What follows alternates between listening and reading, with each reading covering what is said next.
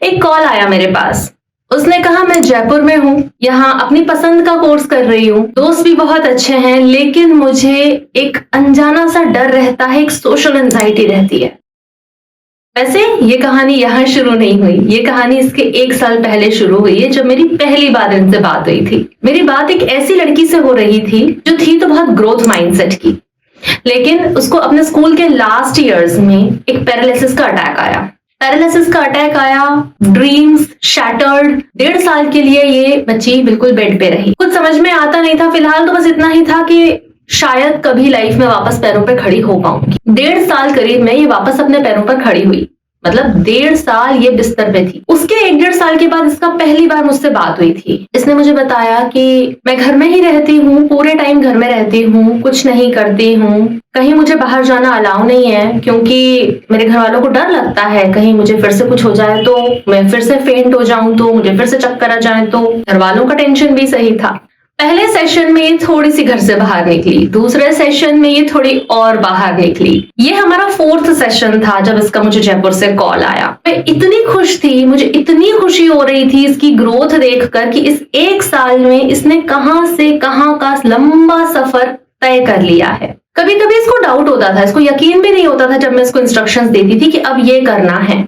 ये कहती थी क्या इससे कुछ होगा? लेकिन अगले सेशन में जब ये मुझे मिलती थी तो ऑफ कोर्स अपनी एक नई सक्सेस स्टोरी के साथ मिलती थी और एक नई छोटी सी प्रॉब्लम कि अब मैं ये कर रही हूं तो ये प्रॉब्लम आ रही है। फिलहाल जब ये मुझे मिली तो इसके लिए सोशल एंजाइटी एक बड़ी प्रॉब्लम थी, लेकिन मेरे लिए वो बहुत छोटी प्रॉब्लम थी, क्योंकि जिस प्रॉब्लम में से ये निकल कर आई थी वो बहुत बड़ी प्रॉब्लम थी। बेसिकली हमने इसकी किस चीज पर काम करा वो सारी बातें करते हैं, लेकिन उससे पहले वेरी वार्म वेलकम। मैं डॉक्टर अर्चना, लाइफ कोच, एक एडवांस लेवल हिप्नोथेरेपिस्ट हूँ, CBT expert, NLP expert, a shadow worker and an inner child healer. हम सबके साथ कभी ना कभी ऐसा होता है कि हम अपने मन के ही चक्रव्यूह में फंस जाते हैं और बाहर निकलने का रास्ता नहीं दिखाई देता। लेकिन अगर ऐसे में कोई हमें मिल जाए जो हमारी मदद कर दे, चाहे वो हमारे दोस्त हों, कई बार दोस्त भी बड़े अच्छे सजेशंस दे देते हैं, लेकिन अगर उनको बिलीव्स और माइंडसेट के बारे में ज्यादा नहीं मालूम है, then look for the professional help.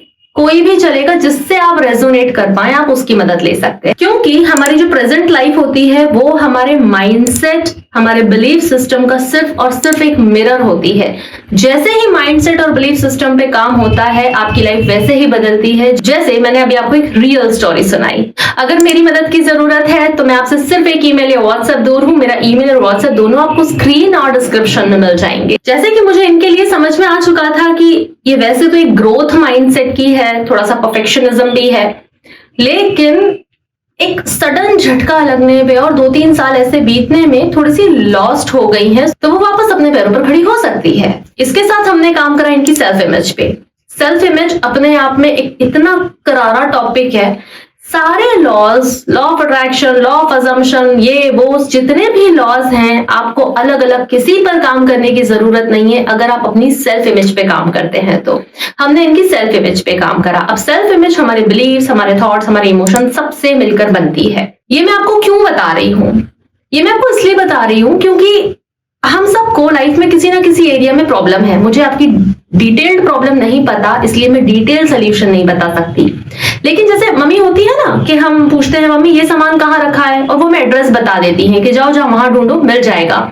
हम वहां जाते हैं सामान को ढूंढने के लिए। ऐसे ही मैं आपको बता रही हूँ कि अगर कहीं कोई प्रॉब्लम है तो एक बार इस जगह चेक करो, एक बार सेल्फ इमेज को चेक करो, कहीं यहाँ तो प्रॉब्लम नहीं है।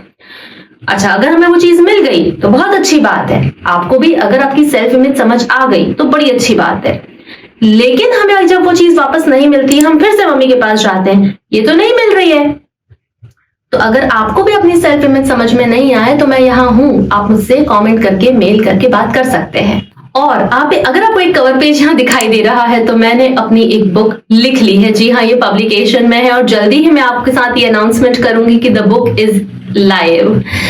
ये पूरी की पूरी बुक आप ही लोगों की रियल स्टोरीज पे है कि कैसे लोगों ने स्टेप बाय स्टेप काम करके अपनी चीजों से बाहर निकले हैं। और इसमें एक clear step by step formula है, क्योंकि वीडियोस में इतनी डिटेल बात नहीं हो पाती। इसमें एक स्टेप बाय स्टेप एक्सप्लेनेशन के साथ एक सीक्रेट फॉर्मूला दिया है कि कैसे आप अपने इनर जीनियस को, अपने पास्ट को हील करके अपने अंदर के इनर जीनियस को आउट कर सकते हैं, रिलीज कर सकते हैं, अवेकन कर सकते हैं। Again I am saying you need to check your self image. पहले हम अपनी सेल्फ इमेज बिल्ड करते हैं, उसके अकॉर्डिंगली बाहर फिजिकल वर्ल्ड में एक्शन लेते हैं। ये दोनों चीजें हैंड टू हैंड चलती हैं।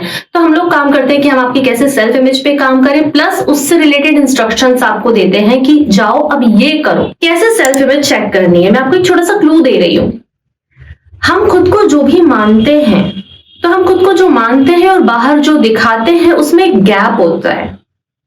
जैसे ही आप उस गैप को ब्रिज करते हैं तो ये दोनों फॉर्म एक हो जाते हैं, इसमें एक इंटीग्रिटी आ जाती है।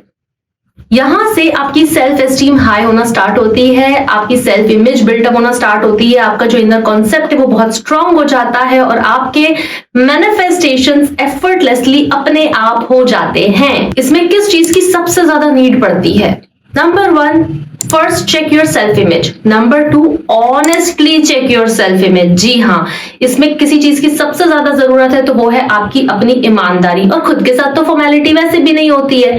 तो चलो अपनी सेल्फ इमेज पे काम करना स्टार्ट करो, खुद को क्या समझते हो और बाहर क्या दिखाते हो, और ये गैप है क्यों। काम पे लग जाओ, लेकिन अपना ध्यान रखना। मैं आपसे जल्दी ही मिलती हूँ। थैंक यू, नमस्ते।